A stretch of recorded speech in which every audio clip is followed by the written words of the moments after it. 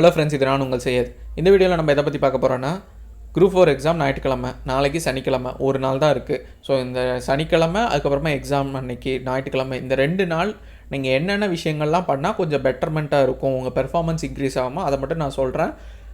சிலது உங்களுக்கு தெரிஞ்சிருந்தால் ரிமைண்ட் பண்ணுற மாதிரி இருக்கும், தெரியாதது புதுசாக இருக்குது அப்படின்னா அதை யூஸ் பண்ண கற்றுக்கோங்க, அதை இம்ப்ளிமெண்ட் பண்ண கற்றுக்கோங்க, உங்களுக்கு மார்க் இம்ப்ரூவ் ஆகும். ஸோ ஃபஸ்ட்டு திங், முக்கால்வாசி பேர் இப்போ கம்ப்ளைண்ட் பண்ணுறது என்னவாக இருக்குன்னா, இல்லை பயப்படுறது என்னவாக இருக்குன்னா, சார் நான் சிலபஸை கம்ப்ளீட் பண்ணல, நான் நிறைய போர்ஷனை முடிக்கலை, இந்த போர்ஷன்லாம் பெண்டிங் இருக்குது, அதுதான் எனக்கு பயமாகவே இருந்துக்கிட்டு இருக்குது அப்படின்னு சொல்லிட்டு அந்த பயம் உள்ளுணர்வு வந்து இந்த முடிக்காததை நோக்கியே ஃபோக்கஸ் இருக்கும். முடித்ததை நிறைய முடிச்சிருப்பாங்க, பட் அதெல்லாம் நம்மளுக்கு மைண்ட்லேயே இருக்காது. முடிக்காத ஒரு விஷயத்தை பற்றியே யோசிச்சுக்கிட்டு இருப்பாங்க. இந்த மாதிரி இருந்தால் ஃபஸ்ட்டு வந்து இதை யோசிக்கிறத விட்டுருங்க. நீங்கள் என்ன மைண்ட் செட் கொண்டு வந்துருங்கன்னா, எக்ஸாம் நெருங்கிடுச்சு, இதுக்கு மேலே என்னால் புதுசாக படிச்சிடலாம் ஞாபகம் வச்சிக்க முடியாது, டைமும் கிடையாது, ஆல்ரெடி படித்ததை நான் ஓரளவு ரிவிஷன் பண்ணிவிட்டு எழுதுகிறேன், நல்லாவே எழுதுவேன், எனக்கு மார்க் நல்லா கிடைக்கும் அப்படின்னு பாசிட்டிவாக நீங்கள் யோசிச்சிங்கன்னா உங்களுக்கு இம்ப்ரூவ் ஆகிறதுக்கு சான்ஸ் இருக்கும். இல்லை நீங்கள் நெகட்டிவாக நான் முடிக்கலன்னு யோசிச்சிங்கன்னா ஈவன் வந்து நீங்கள் தெரிஞ்ச கொஷினே நிறைய தப்பு பண்ணுறதுக்கு சான்ஸ் இருக்கும். அந்த பயம் வந்து உங்களை ஃபஸ்ட்டே ஃபிக்ஸ் பண்ணிடும். நீங்கள் வந்து எப்படின்னா போர்க்களத்துக்கு போகிறதுக்கு முன்னாடியே தோல்வியை ஒத்துக்கொண்ட மாதிரி ஆயிரும். நீங்கள் எக்ஸாம் எழுதுறதுக்கு முன்னாடியே நம்மளால் கிளியர் பண்ண முடியாது, அவ்வளோதான், ஏன்னா நம்ம முடிக்கலை அதனால் நம்ம கிளியர் பண்ண முடியாது அப்படின்னு நீங்களே ஃபிக்ஸ் பண்ண மாதிரி ஆயிரும். அதே மாதிரி தான் நடக்கும். ஸோ அந்த தப்பை பண்ணாதீங்க. நான் ஒரு சின்ன எக்ஸாம்பிள் சொல்கிறேன். லாஸ்ட்டு குரூப் 4 எக்ஸாமில் ஒரு 10,000 வேகன்சிக்கு 10,000 பேர் செலக்ட் ஆகிறாங்கன்னா உங்களால் 100% ஷோராக சொல்ல முடியுமா இந்த 10,000 பேரும் Tamil new book old book முடிச்சுட்டு, ஜிஎஸ்சில் சிலபஸில் இருக்க எல்லா டாப்பிக்குமே சமச்சீர் புக்கு எல்லாமே முடிச்சுட்டு, சயின்ஸ் பார்த்துட்டு, கரண்ட் அஃபேர்ஸ் பார்த்துட்டு, ஆப்டிடியூட் ஃபுல்லாக பார்த்துட்டு, எவ்வளோ டிஃபிகல்ட்டாக இருந்தாலும் கொஷின்ஸ்லாம் பார்த்து ப்ராக்டிஸ் பண்ணி எக்ஸாம் ஹால்குள்ளே போய் எக்ஸாம் எழுதி இவங்க இந்த 10,000 பேர் கிளியர் பண்ணாங்கன்னு உங்களால் சொல்ல முடியுமா? முடியாது. இதில் சில இதெல்லாம் அவங்க பெண்டிங் வச்சுருப்பாங்க. ஏன்னா அதுதான் ஹியூமன் நேச்சரு. நீங்கள் சிலபஸை வந்து நீங்கள் முடிக்கணும்னு நினச்சிங்கன்னா 10 வருஷமாவது மினிமம் ஆகும். நான் ஃப்ராங்காக சொல்கிறேன், 100% முடிக்கவே முடியாது எந்த எக்ஸாமுக்குமே. அவங்க அப்படி தான் செட்டே பண்ணுவாங்க. முடிக்க முடியாத மாதிரி தான் சிலபஸ் கொடுப்பாங்க. அப்படின்னா தான் எக்ஸாம் வந்து காம்படிட்டிவ் எக்ஸாமாக இருக்கும், ஸ்கூல் எக்ஸாம் கிடையாது இது. அதே மாதிரி நீங்கள் ரிப்பீட்டடாக மாற்றிக்கிட்டே இருப்பாங்க சிலபஸையும், எதுக்குன்னா முடிக்க வைக்கக்கூடாதுன்னு சொல்லிட்டு. அதனால் சிலபஸ் முடிக்காதுங்க அதெல்லாம் இஷ்யூவே கிடையாது. நீங்கள் ஓரளவு மேஜரான போர்ஷன்ஸ்லாம் கவர் பண்ணியிருக்கீங்க அப்படின்னாலே அதுவே வச்சு ஓரளவு மேனேஜ் பண்ணலாம். ஸோ முடிக்காததை நினச்சி வருத்தப்படாதீங்க. இது யாருக்கு சொல்கிறேன்னா, இவ்வளோ நாள் எஃபர்ட் எடுத்துகிட்டு ஓரளவு எல்லாத்தையும் முடித்தவங்களுக்கு தான் நான் சொல்கிறேன். எதுவுமே முடிக்காமல் நான் எதுவுமே பார்க்கல, நான் இன்றைக்கி தான் சிலபஸே பார்க்குறேன், நாளைக்கு தான் தமிழ் புக்கே எடுத்து நான் படிப்பேங்கிறவங்களாம் இது செட் ஆகாது. உங்களுக்கான ஸ்ட்ராட்டஜி இது கிடையாது. ஸோ அதனால் ஓரளவு பார்த்தவங்களுக்கு இது பொருந்தும். ஏன்னா நிறைய பார்த்தவங்க தான் இன்னும் நல்லா பயப்படுவாங்க, நான் அதை பார்க்கல இதை பார்க்கலன்னு. நார்மலாக பார்த்தவங்க கூட ஓரளவு ஓகே, எதுவுமே பார்க்காதவங்க கூட பார்த்திங்கன்னா ஜாலியாக போய் எழுத போவாங்க. கொஷினை பார்த்துட்டு நான் படிக்கவே இல்லை, சூப்பராக இருக்குது கொஷின், இதெல்லாம் படிச்சுட்டேன், படிக்காமலே நான் இவ்வளோ மார்க் வாங்குறேன், படிச்சிருந்தா எவ்வளோ வாங்குவேன்னு ஜாலியாக வெளியே வருவாங்க. ஆனால் படிச்சுட்டு போகிறவங்க தான் வந்து நான் அதை பார்க்கல இதை பார்க்கலன்னு சொல்லிட்டு எக்ஸாமில் வந்து தெரிஞ்ச கொஷினுக்கு ஆன்சரை விட்டுட்டு கட் ஆஃப் ரீச் பண்ண முடியாத மாதிரி சூழ்நிலை ஆகும். ஸோ அந்த தப்பை மட்டும் பண்ணாதீங்க. செகண்டு பார்த்திங்கன்னா, நாளைக்கு சனிக்கிழமை வந்து ரொம்ப டம்ப் பண்ணாதீங்க, லைட்டாக வச்சுக்கோங்க. ரொம்ப இம்பார்ட்டண்ட்டாக இருக்க மட்டும் மேலோட்டமாக பார்த்துக்கோங்க. இப்போ ஆப்டிடியூடில் ஃபார்முலா பார்க்குறது, தமிழில் சில விஷயங்கள்லாம் பார்க்குறதுன்னு சொல்லிட்டு லைட்டாக பார்த்துக்கோங்க. மார்னிங் டு நைட்டு வரைக்கும் நீங்கள் ரொம்ப டயர்டாகிற மாதிரி படிக்காதீங்க. அப்படி படிச்சிங்கன்னா உங்களுக்கு அடுத்த நாள் ரொம்ப டயர்டாக இருக்கிற மாதிரி ஃபீலாக இருக்கும், உங்களால் ரீகலெக்ட் பண்ண முடியாது. மேலோட்டமாக எல்லாத்தையும் பாருங்கள். அதே நேரத்தில் வந்து பார்க்காமலும் இருக்காதீங்க. ரொம்ப அசால்ட்டாக வந்துட்டு நான் எதுவுமே பார்க்க மாட்டேன் கடைசி நாள் வந்துட்டு, இல்லை நீங்கள் உங்களுக்கு அந்த மாதிரி ஸ்ட்ராட்டஜி இதுக்கு முன்னாடி ஃபாலோ பண்ணி ஒர்க் அவுட் ஆச்சுன்னா அதை பண்ணுங்கள். சிலர் என்ன பண்ணுவாங்கன்னா, படத்துலலாம் இந்த சொல்லுவாங்க எக்ஸாம் முன்னத்துனாலாம் எதுவும் பார்க்கக்கூடாதுன்னு. அந்த மாதிரி நினச்சிட்டு எதுவுமே பார்க்காம ரொம்ப அசால்ட்டாக ஓவர் கான்ஃபிடென்ட்டாக டைம் வேஸ்ட் பண்ணிகிட்டு இருப்பீங்க. அந்த மாதிரி பண்ணாதீங்க, மாட்ரேட்டாக பாருங்கள். கொஞ்சமாக உங்களுக்கே தெரியும் இதெல்லாம் பார்க்கக்கூடிய ஏரியா, ரொம்ப இம்பார்ட்டண்ட் ஏரியா, இல்லைருந்து ஃப்ரீக்வெண்ட்டாக கொஷின் வரும் அப்படிங்கிற அந்த ஏரியா நீங்கள் பார்த்தீங்கன்னா எக்ஸாம் எழுதும் போது அந்த கொஷின் வந்தால் டக்குன்னு நீங்கள் ஆன்சர் பண்ணிடுவீங்க, டைம் உங்களுக்கு நிறைய கிடைக்கும். அப்போ தெரியாத கொஷினுக்கு ஆன்சர் பண்ணுறதுக்கு கொஞ்சம் டைம் உங்களுக்கு யூஸ்ஃபுல்லாக இருக்கும். கான்ஃபிடெண்ட்டாக இருங்க, சந்தோஷமாக இருங்க. ஏன்னா ஒரு எக்ஸாம் வருது, உங்களுக்கான ஆப்பர்ச்சுனிட்டியாக இதை பாருங்கள். இந்த எக்ஸாம் வரலைன்னா எப்படி என்னவாக இருக்கும், பட் ஆனால் இப்போ எக்ஸாம் வருது, இதில் கிளியர் பண்ணிங்கன்னா உங்களுக்கு என்ன மாதிரி விஷயங்கள்லாம் உங்கள் லைஃப்பில் சேஞ்ச் ஆகுங்கிறது ஒரு பாசிட்டிவாக நீங்கள் வந்து ஒரு ட்ரீம் மூடி போயிட்டு வாங்க, பிரச்சனை கிடையாது. அந்த பாசிட்டிவ் எனர்ஜி பார்த்திங்கன்னா உங்களுக்கு எழுதும்போது ஒரு 4-5 கொஷின் எக்ஸ்ட்ரா ஆன்சர் பண்ணுவீங்க பதட்டம் இல்லாமல். கான்ஃபிடெண்ட்டாக இருங்க. இதெல்லாம் வந்து நீங்கள் எக்ஸ்ட்ரா 4-5 கொஷின் வந்து ஆன்சர் பண்ணுறது, படிக்காமலே ஆன்சர் பண்ணுறதுக்கான ஸ்ட்ராட்டஜி. இதை நீங்கள் உல்ட்டாவாக பண்ணிங்கன்னு வைங்களேன், ரொம்ப பயந்துட்டு ரொம்ப பதட்டப்படுறதே நான் இவ்வளோ பதட்டமாக சொல்கிறேன். அப்போ நீங்கள் எவ்வளோ பதட்டப்படுவீங்க பார்த்துக்கோங்க. ஸோ பதட்டப்பட்டுட்டு இருக்கீங்க அப்படின்னா உங்களால் அந்த விஷயத்தை வந்து கான்சன்ட்ரேட் பண்ண முடியாமல் போகும், ஃபோக்கஸ் மிஸ் ஆகும். கொஷின் பேப்பரில் இருக்கிற ரொம்ப சிம்பிள் கொஷினுக்கும் நீங்கள் மாற்றி ஆன்சர் பண்ணுற மாதிரி ஆகும். அந்த எக்ஸாமே கொஞ்சம் உங்களுக்கு சாட்டிஸ்ஃபை இல்லாத மாதிரி இருக்கும். அதை அவாய்ட் பண்ணுங்கள். எவ்வளோ படிச்சிருக்கீங்களோ அதுக்கு ஆன்சர் பண்ணுங்கள். அதுக்கப்புறமா என்னங்கிறத பார்த்துக்கலாம். எக்ஸாமாக பாருங்கள், லைஃபாக பார்க்காதீங்க. லைஃபாக பார்த்தீங்கன்னா அது உங்களுக்கு ரொம்ப தான் பயத்தை ஏற்படுத்தும். அடுத்து தேர்டு, நிறைய பேர் என்னென்னா நான் இதெல்லாம் படிச்சிருக்கேன், இதுதான் எனக்கு கொஷின் பேப்பரில் இருக்கணும்னு சொல்லிட்டு நீங்கள் போவீங்க. அப்படிலாம் இருக்கணும்னு அவசியமே கிடையாது. நீங்கள் ஒரு கொஷினை வந்து வரணும்னு எக்ஸ்பெக்ட் பண்ணிட்டு போவீங்க, இன்னொருத்தர் இன்னொரு கொஷின் வரும்னு எக்ஸ்பெக்ட் பண்ணிட்டு போவாங்க. ஒரு கொஷின் பேப்பர் தான். ஸோ அப்படி இருக்கும்போது எல்லாத்துக்குமே சாட்டிஸ்ஃபை பண்ணுற மாதிரி கொஷின் பேப்பர் செட் பண்ண முடியாது. அதை ஃபஸ்ட்டு புரிஞ்சுக்கோங்க. அதேமாதிரி ஈஸியாக தான் இருக்கணும்லாம் கிடையாது. ஃபார் எக்ஸாம்பிள் ரொம்ப ஈஸியாக இருக்குன்னே வச்சுக்கோங்களேன், எல்லாருமே 200 கொஷின்னா 200 கொஷினுமே அடிச்சிருவாங்க. அப்புறமா என்ன ஆகுன்னா ஸ்கேமு மாதிரி ஆயிரும். இப்போ நீட் எக்ஸாமில் போயிட்டுருக்குல்ல, நீட் ஸ்கேமுன்னு சொல்லிட்டு போயிட்டுருக்கோம். நிறைய சிலர் பார்த்துருக்கலாம். எக்ஸாம் முடிச்சுட்டு வேணால் என்னாச்சுன்னு சொல்லி பாருங்கள். எப்பவுமே எக்ஸாம் கொஷின் பேப்பர் செட் பண்ணுறவங்க என்ன தான் படித்தாலும் ஒரு 20 கொஷின் 30 கொஷின் தெரியக்கூடாதுன்னு சொல்லி தான் கொஷினை செட் பண்ணுவாங்க. இது ரூல். சில எக்ஸாம்பிள் 50 கொஷின் தெரியக்கூடாதுன்னு செட் பண்ணுவாங்க. இது ஏன்னா அந்த லெவல் பிளேயிங் ஃபீல்டுன்னு சொல்லுவாங்க. ஸோ அது நிறைய பேருக்கு புரியறதே இல்லை. என்ன நினச்சிக்கிறீங்கன்னா, ஒரு 2 கொஷின் ஒரு 5 கொஷின் 10 கொஷின் டஃப்பாக வந்துச்சுன்னா ஐயோ நான் படிக்கலை, இந்த கொஷின் நான் படிச்சிருக்கணும் அப்படின்னு சொல்லி எக்ஸாம் ஹாலில் உட்காந்து ஃபீல் பண்ணிகிட்டு இருக்குது. அதெல்லாம் தயவு செஞ்சு பண்ணாதீங்க. எக்ஸாம் ஹாலில் கொஸ்டின் நீங்கள் என்ன மைண்ட் செட்டில் இருக்கணும்னா, கொஸ்டின் பார்க்குறீங்க, ஆன்சர் பண்ணுறீங்க, தெரியலனா அடுத்த ரவுண்டு வரும்போது ஆன்சர் பண்ணுறீங்க, இவ்வளோ தான் இருக்கணும். இது ஈஸி, இது டஃப்பு, இது மீடியமு, இதுதான் நம்மளோட லைஃப்பை மாற்றும், இதுதான் கட் ஆஃப் தீர்மானிக்கும்னு அங்கே உட்காந்து பிளான்லாம் பண்ணிகிட்டு இருக்காதிங்க. 200 கொஷின் இருக்குன்னா அந்த 200 கொஷினுமே நீங்கள் வந்து தனித்தனியாக ட்ரீட் பண்ணுங்கள். எல்லாத்துக்கும் ஈக்குவல் இம்பார்ட்டன்ஸ் கொடுங்க. ஈஸி கொஷினுக்குன்னா ஒன்று, கஷ்டமான கொஷினுக்குன்னா ஒரு ட்ரீட்மெண்ட் அப்படிலாம் கிடையாது. ஃபார் எக்ஸாம்பிள் ஒரு கொஷின் ரொம்ப டஃப்பு, அந்த கொஷினுக்கு உள்ள மார்க்கும் ஈஸியான கொஷினுக்கு உள்ள மார்க்கும் ஒன்றா தான் இருக்கும். டஃப்னால அதிக மார்க் கொடுக்க போகிறதில்ல. அதே மாதிரி ஒரு கொஷின் ஈஸியாக இருக்குது, உங்களுக்கு தெரியல, ஞாபகம் இல்லைன்னா அடுத்த ரவுண்டு வந்து அட்டன் பண்ணிக்கோங்க, ஒன்றும் ப்ராப்ளம் கிடையாது. நிறைய பேர் வந்து சண்டை பிடிச்சிட்டு இருப்பாங்க, ஈகோவே அதில் தான் காட்டுவாங்க. ஈஸி கொஷின் தெரியல, ஐயோ ஈஸி கொஷினே தெரியலனா நான் டஃப்பான கொஷின்லாம் எப்படி ஆன்சர் பண்ணுவேன், அவ்வளோதான், இந்த கொஷின் என்னால் ஆன்சர் பண்ண முடியலன்னா என்னால் குரூப் 4 கிளியர் பண்ண முடியாத மாதிரி அந்த ஒரு கொஷினுக்கு வந்து மல்லு கட்டிகிட்டு இருப்பாங்க. டக்குன்னு அந்த கொஷினை ஸ்கிப் பண்ணிவிட்டு அடுத்த கொஷின் போங்க. ஒரு 5 நிமிஷம் கழித்து பார்த்தீங்கன்னா ஆன்சர் ஞாபகம் வரும். ஏன்னா நம்ம நிறைய படித்து வச்சுருக்கனால எல்லா விஷயமும் டக்குன்னு ஃபிங்கர் டிப்ஸில் வந்து ஆன்சர் வராது. ஞாபகம் இருக்கும், பட் கொஞ்சம் ரீகலெக்ட் ஆகிறதுக்கு டைம் எடுக்கும். அந்த டைம் நீங்கள் கொடுங்க. உடனே ஆன்சர் பண்ணுறதுக்கு ட்ரை பண்ணாமல் அப்பயும் உட்காந்து யோசிச்சுக்கிட்டு இருக்காமல் என்னென்னு யோசிச்சுருக்காமல் அடுத்தடுத்த கொஷின் பாருங்கள். ஒரு 5 நிமிஷம் ஒரு 10 கொஷின் 20 கொஷின் தாண்டி போன பிறகு உங்களுக்கு அந்த கொஷினுக்கான ஆன்சர் வரும். இதான ஆன்சர், இதான படிச்சு அப்படின்னு சொல்லிட்டு நம்ம பிரெயினுக்கு வந்து சிக்னல் வரும். அப்போ நீங்கள் ஆன்சர் பண்ணிவிட்டு இது பண்ணிக்கலாம். ஸோ அந்த மாதிரி பார்த்துக்கோங்க. ஈஸி கொஷினுக்கு தயவு செஞ்சு மல்லு கட்டாதீங்க. ஏன்னா நிறையா நல்லா படிக்கிற ஸ்டூடெண்ட்ஸு கஷ்டமான கொஷின்னால் கிளியர் பண்ணாமல் போகிறது கிடையாது. ஈஸியான கொஷினை சண்டை பிடிச்சிட்டு மாற்றி எழுதிட்டு வந்து டென்ஷன் ஆகி அந்த எக்ஸாமையே 1-2 கொஷின்னாலேயே ஸ்பாயில் பண்ணுறவங்க தான் நிறைய பேர் இருப்பீங்க. அந்த தப்பு பண்ணாதீங்க. கட் ஆஃபை வந்து தயவு செஞ்சு எக்ஸாம் ஹாலில் உட்காந்து கேல்குலேட் பண்ணாதீங்க. நிறைய பேர் கவுண்ட் பண்ணிகிட்டு இருப்பாங்க. இப்போ ஃபார் எக்ஸாம்பிள் கொஷின் பேப்பர் இருக்க லைனாக நீங்கள் ஷேட் பண்ணிகிட்ருக்கீங்க. ஒரு 20 கொஷின் வரீங்க, 20 கொஷினில் உங்களுக்கு 5 கொஷின் தெரிலன்னு வைங்களேன். இப்போ டிசைட் பண்ணிடுவாங்க, 5 போயிடுச்சுன்னா இனிமேலாம் கஷ்டம் அப்படின்னு. சப்போஸ் அந்த கொஷின் பேப்பர் ரொம்ப டஃப்பாக இருந்தால், தமிழ் கொஷினே டஃப்பாக இருந்தால், கட் ஆஃப் அந்த வருஷம் கம்மியாகுதுன்னா எவ்வளோ பாசிபிலிட்டி இருக்குது. இல்லை கொஷின் பேப்பரே தப்பாக சில கொஷின்லாம் கொடுத்துருப்பாங்க, அது உங்களுக்கு எக்ஸாம் ஹாலில் தெரியாது பதட்டத்தில். அதே வந்து வெளியே வந்து பார்த்த பிறகு தான் சொல்லுவாங்க இந்த கொஷின்லாம் தப்பு. ஏன்னா காலங்காலமாக டிஎன்பிசியில் வந்து சூப்பரான கொஷின் எடுக்க மாட்டாங்க. மினிமம் ஒரு 5-10 கொஷின் தப்பாக தான் செய்யும். ஆனால் அந்த தப்பான கொஷின் வந்து நம்மளுக்கு எக்ஸாம் ஹாலில் உட்காந்து நம்ம கண்டுபிடிக்க ரொம்ப ரொம்ப கஷ்டம். அது நம்ம வெளியே வந்து அனலைஸ் பண்ணால் தான் அடுத்து 2வது தெரியும், ஆன்சருக்கு சேலஞ்ச் பண்ணும்போது தான் தெரியும். ஸோ அதனால் அங்கே உட்காந்துட்டு உங்களுக்கு டவுட்டாக இருக்குன்னா விட்டுருங்க, அடுத்த ரவுண்டு வந்து ஆன்சர் பண்ணுங்கள். ஸோ அதையே ரொம்ப திங்க் பண்ணிகிட்டு இருக்காதீங்க, அதுவும் ப்ராப்ளம் ஆகும். நல்லா தூங்குங்க. எக்ஸாமுக்கு ஒரு நாள் முன்னாடி பிரேக்ஃபாஸ்ட் கண்டிப்பாக சாப்பிட்டு போங்க. காலை உணவு முக்கியம். சாப்பிடாம போய் மயக்க வர மாதிரி சூழ்நிலையிலேருந்து உங்களுக்கு ப்ரெசன்ஸ் ஆஃப் மைண்ட் இல்லைன்னா இருக்கிறது எல்லாம் கொலாப்ஸ் ஆயிரும். அந்த ஒரு வேளை சாப்பாட்டை வந்து ஸ்கிப் பண்ணாதீங்க.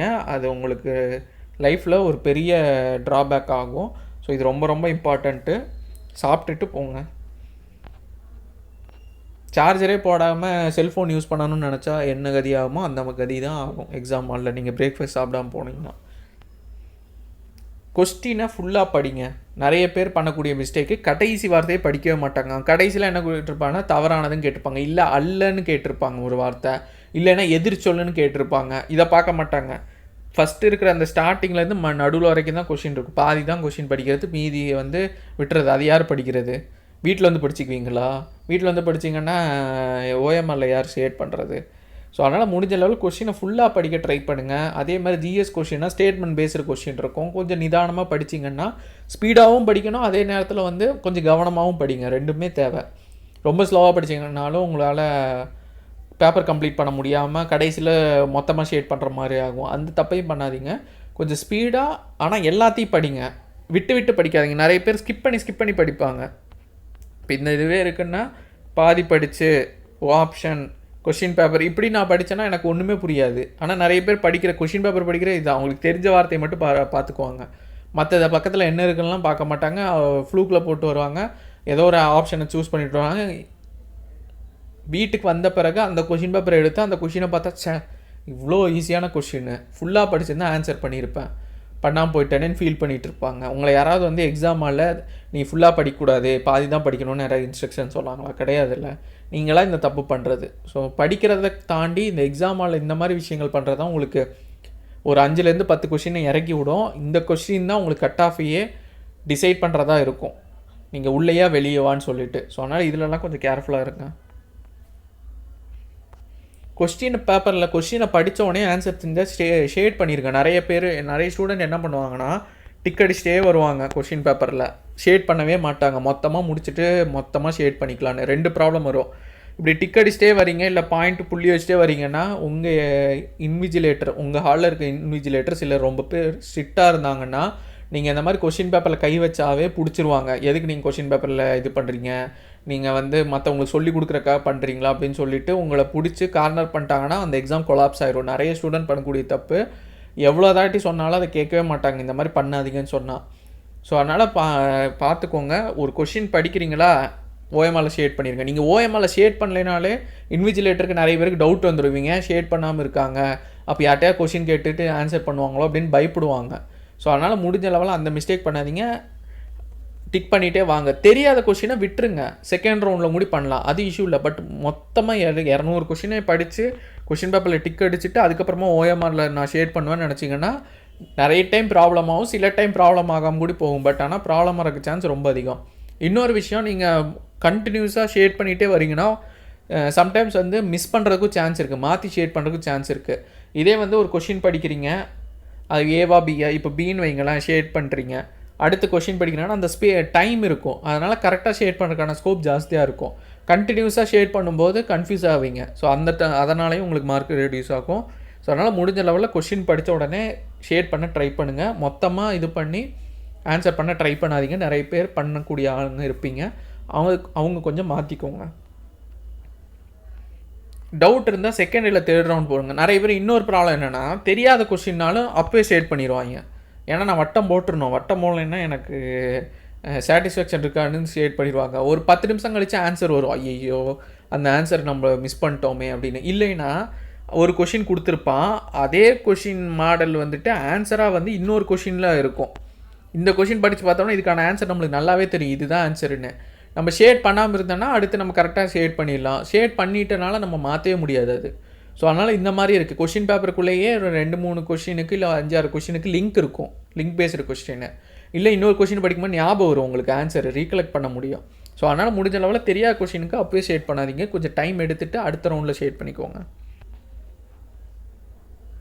ஈஸி கொஷினுக்கு கில்ட் ஆகாதீங்க. ஈஸி கொஷின் தெரியலனா இஷ்யூ கிடையாது, ஒரு தாட்டி யோசிங்க, 2 தாட்டி யோசிங்க, தெரியலனா அடுத்த ரவுண்டு யோசிங்க. இல்லையா உங்களுக்கு தோன்றதை இது பண்ணியிருக்கேன். ஏன்னா எல்லா ஈஸி கொஷினாக ஆன்சர் பண்ண முடியும்னு சொல்ல முடியாது, சம்டைம் 1-2 மிஸ் பண்ண தான் ஆகும்.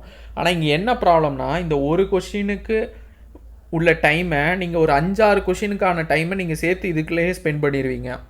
ரொம்ப கன்ஃபியூஸ் ஆகி இதையும் தப்பு பண்ணுவீங்க. இந்த 5-6 கொஷினுக்கு டைமை ஸ்பெண்ட் பண்ணுறதுனால இந்த கொஷினையும் நீங்கள் அறக்க பறக்க படித்தும் படிக்காமலேயும் ஆன்சர் பண்ணி தப்பாக இருக்கான சான்ஸ் இருக்குது. சிலர் வந்து இந்த ஒரு கொஸ்டின் 1 or 2 கொஸ்டின்லேயே மொத்தமாக நான் முன்னாடி சொன்ன மாதிரி டிசைட் பண்ணிடுவாங்க எனக்கு கிடைக்காதுன்னு சொல்லிட்டு. அந்த மாதிரி தயவு செஞ்சு பண்ணாதீங்க. கொஸ்டின்லேருந்து 200வது கொஸ்டின் வரைக்கும் எல்லா கொஸ்டினையும் ஷேட் பண்ண வரைக்கும் உங்களுக்கு வேலை வந்து ஷேட் பண்ணுறது மட்டும்தான். கொஸ்டின் படிக்கிறீங்க, ஆன்சர் இதுவான்னு கெஸ் பண்ணுறீங்க, தெரிஞ்சால் ஆன்சர் பண்ணுறீங்க, இல்லாட்டி கெஸ் பண்ணி ஆன்சர் பண்ணுறீங்க, அவ்வளோதானே தவிர மற்ற எந்த வேலையும் உங்களுக்கான வேலை இல்லை. மிச்சம் கட் ஆஃப் என்னவாக இருக்கும், உங்கள் மார்க் என்னங்கிறதெல்லாம் டிஎன்பிசி பொறுமையாக மாதக்கணக்கில் உட்காந்து வேலை பண்ணி ரிசல்ட்டுன்னு ரிலீஸ் பண்ணுவாங்க. அது அவங்க வேலை. அந்த வேலையை நீங்கள் வந்து எக்ஸாம் ஹாலில் உட்காந்து பண்ணாதீங்க. இன்னொரு இம்பார்ட்டண்டான விஷயம், நிறைய பேர் கட் ஆஃப் செக் பண்ணுறதுக்காக என்ன பண்ணுவாங்கன்னா, கொஷின் பேப்பரில் ஸ்டார்டிங்லேருந்தே டிக் அடிச்சிட்டே வருவாங்க.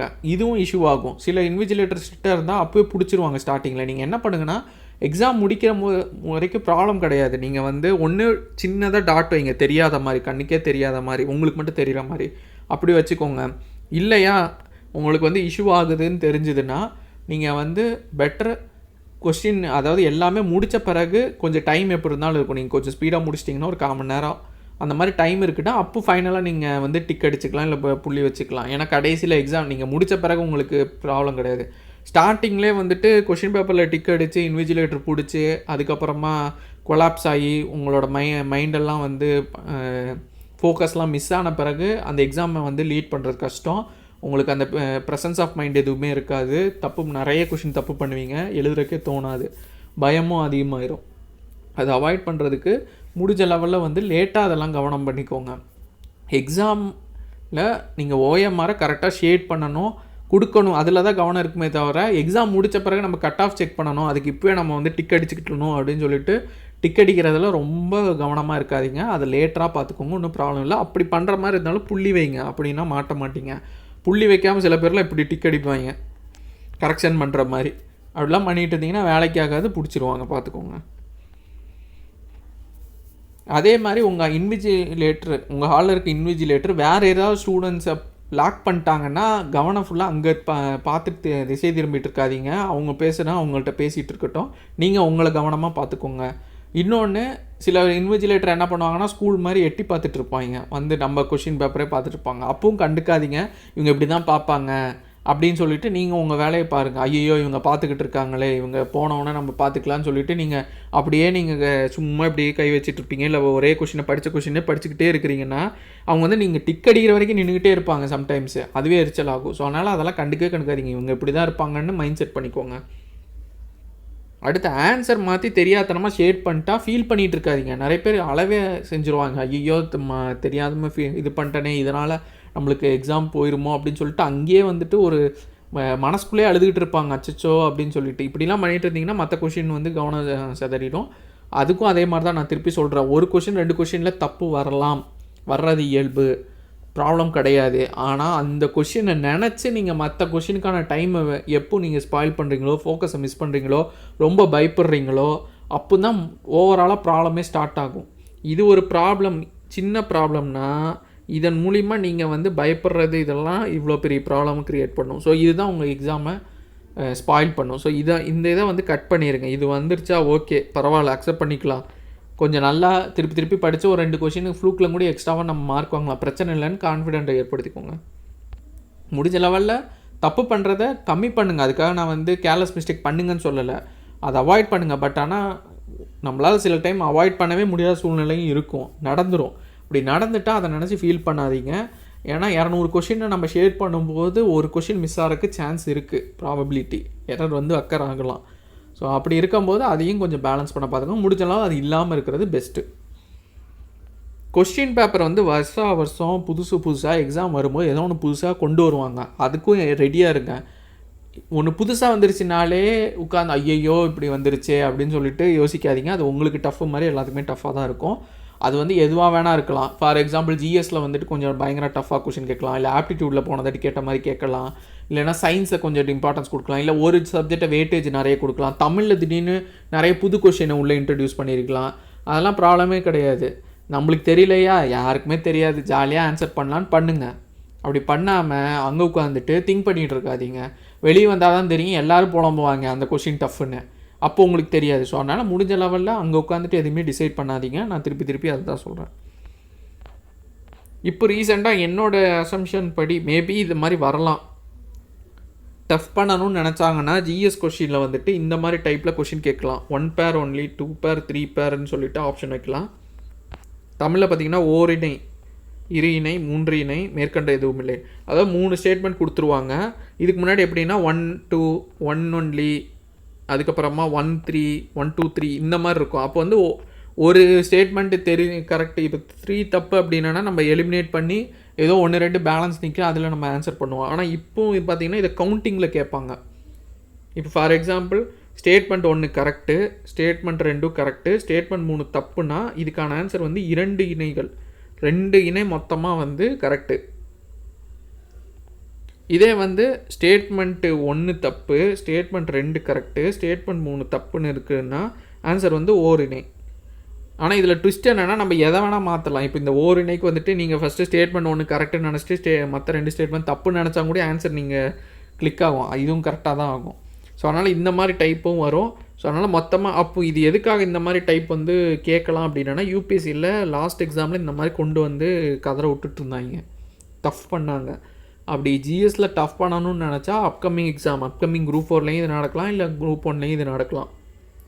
ஏன்னா இந்த மாதிரி கொஷினில் நம்ம எலிமினேட் பண்ண முடியாது. 3 ஸ்டேட்மெண்ட்டையுமே நம்மளுக்கு தெரிஞ்சால் தான் ஓரளவு ஆன்சர் பண்ண முடியும். அதனால் 3 ஸ்டேட்மெண்ட்டையும் தெளிவாக படிங்க. கொஞ்சம் நெகட்டிவ் ஸ்டேட்மெண்ட்டுக்கெலாம் அதிக இம்பார்ட்டன்ஸ் கொடுங்க. ஏதாவது நீங்கள் எக்ஸாம் கொஷின் பேப்பரை பார்த்துட்டு நீங்கள் கெஸ் பண்ணுங்கள். நீங்கள் கொஷின் எடுத்திருந்தால் இதில் எங்கே மாற்றுவீங்க? ஒரு நம்பரை மாற்றுறது ஈஸியாக மாற்றலாம். அப்புறமா இருக்குங்கிறத இல்லைன்னு எழுதலாம், இல்லைங்கிறத இருக்குன்னு எழுதலாம். ஸோ அந்த மாதிரி மாற்றக்கூடிய இடங்கள் எங்கெங்கேயோ அதெல்லாம் கொஞ்சம் நீங்கள் பார்த்தீங்கன்னா ஐடியா கிடைக்கும்.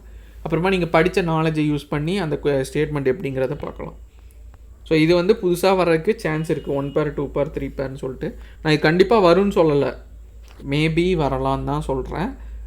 ஏன்னா அதுக்காக இதை பார்த்துட்டும் பயந்துட்டு இருக்காதிங்க, இப்படி வந்தால் என்ன பண்ணுறதுன்னு.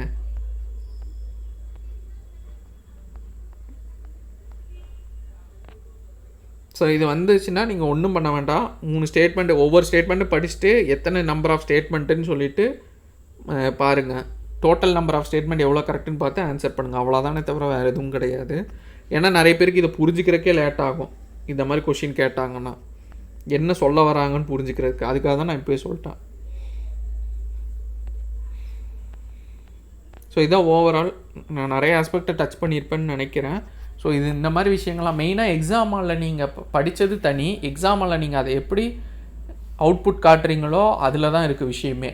ஸோ நல்லா படிச்சுட்டு எக்ஸாமில் சரியாக இந்த மாதிரி நான் சொன்னதெல்லாம் ஃபாலோ பண்ணிங்கன்னா கொஞ்சம் மார்க் இம்ப்ரூவ் ஆகும். ஆப்போசிட்டாக பண்ணிங்கன்னா அதுக்கு தகுந்த மாதிரி மார்க் கம்மியாகும்.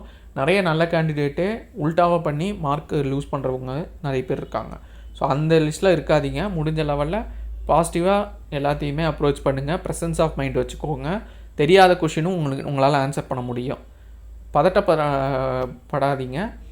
முடிஞ்ச லெவலில் கொஷினை வந்து நிதானமாக படித்து ஃபுல்லாக படித்து ஆன்சர் பண்ண ட்ரை பண்ணுங்கள். நீங்கள் நல்லா படிச்சிருக்கீங்கன்னா கண்டிப்பாக உங்களுக்கு மறக்காது, ஞாபகம் இருக்க தான் செய்யும். ஹாலில் நீங்கள் ஷேட் பண்ணும்போது ஆட்டோமேட்டிக்காக ஆன்சர் கடகடன்னு வந்துடும். எப்படி வருதுலாம் தெரியாது, பட் ஆனால் உங்களோட எஃபர்ட் வந்து வீண் போகாது. அதை மட்டும் மைண்டில் வச்சுக்கோங்க. நம்ம படிச்சிருக்கோம், நல்லா படிச்சிருக்கோம், நம்மளுக்கான ரிசல்ட் நல்லா கிடைக்கும் அப்படிங்கிற எண்ணத்தில் எக்ஸாம் ஹால்குள்ளே போங்க. எக்ஸாம் ஹால்குள்ளே போகிறதுக்கு முன்னாடி கதை பேசிவிட்டு வெட்டி நியாயம் பேசிவிட்டு சில பேர்லாம் சொல்லுவாங்க இதெல்லாம் வேஸ்ட்டு அப்படி இப்படின்னு. அவன் படிச்சிருக்கவே மாட்டாங்க குரூப் 4, அங்கே உட்காந்துட்டு போர் அடிக்கிறதுன்னு கதை பேசிகிட்டு இருப்பாங்க. அவங்கள்ட்ட போய் பேசிவிட்டு டிஸ்கரேஜ் ஆகி எக்ஸாம் ஹால்குள்ளே போகும்போது இன்னும் லோவராக ஃபீல் பண்ணாதீங்க. முடிஞ்ச லெவலில் அமைதியாக இருந்துட்டு, முடிஞ்சால் தியானம் பண்ண முடிஞ்சால் தியானம் பண்ணிவிட்டு, ப்ரேயர் பண்ண முடிஞ்சால் ப்ரேயர் பண்ணிவிட்டு எக்ஸாம் ஹால்குள்ளே போய் நல்ல ரிசல்ட்டு காட்டணும்னு சொல்லிவிட்டு ஸ்டார்ட் பண்ணி எக்ஸாம் முடிகிற வரைக்கும் அந்த டெம்போவை மெயின்டைன் பண்ணி, ப்ரெசன்ஸ் ஆஃப் மைண்டை மெயின்டைன் பண்ணி எக்ஸாம் கொடுங்க. உங்களுக்கான பாசிட்டிவாக உங்களுக்கு வேணுங்கிற ரிசல்ட் கண்டிப்பாக கிடைக்கும். எஃபர்ட் வந்து எப்போவுமே வீண் போகாது. ப்ராசஸில் கான்சன்ட்ரேட் பண்ணுங்கள். ஃபைனல் ரிசல்ட்டை நினச்சி கவலைப்படாதீங்க. எக்ஸாமை நல்லா எழுதணும், நல்லா நம்மளோட பெஸ்ட்டை கொடுக்கணும் அப்படிங்கிறத, உங்களோட பெஸ்ட்டுன்னு ஒன்று இருக்கும், அதை கொடுக்குறது மட்டும் கான்சன்ட்ரேட் பண்ணுங்கள் போதும். ஸோ அப்கமிங் வீடியோஸில் பார்க்கலாம். தேங்க்யூ.